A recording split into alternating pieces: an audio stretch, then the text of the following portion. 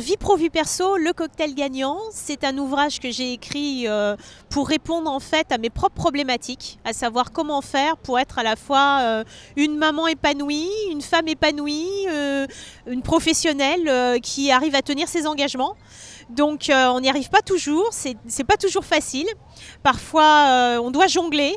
D'ailleurs on est sur cette belle péniche de la Balle-au-Bon, sur la Seine ce soir pour apprendre à jongler.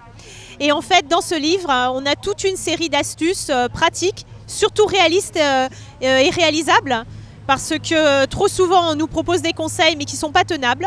Et là, il s'agit de petits conseils pour arriver à tenir le choc, tant sur le plan professionnel que personnel. Avec donc des astuces comme l'utilisation des post-it qui font peur, alors vous en saurez plus dans le livre, avec des astuces ou des petits tests pour savoir si on surfe sur la vague ou si on est complètement submergé. Et puis des anecdotes, des partages d'expériences, parce que parfois il y a des loupés, et quand il y a un loupé, il n'y a pas forcément mort d'homme, donc d'essayer de relativiser tout ça. Donc dans ce livre, on trouve des éléments pour mieux travailler, mieux s'organiser, des petites astuces comme par exemple savoir choisir son agenda, mettre en place un livre carnet, bord de suivi, arriver à pouvoir trouver comme ça des petites astuces. Et puis on se laisse guider, c'est un livre qu'on peut lire d'une traite sur la plage, sur son lit, dans le canapé, dans le bus, qu'on peut lire de son portable, qu'on peut lire aussi par petits bouts, par petites tranches, en rentrant par la porte et en sortant par la fenêtre, ou en rentrant par la fenêtre et en sortant par la porte.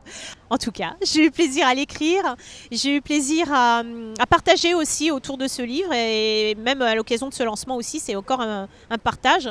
À l'écrire, à le lire, à le relire, parce que j'y retourne moi-même en fait, pour me rappeler qu'il faut prendre des pauses parfois. Voilà.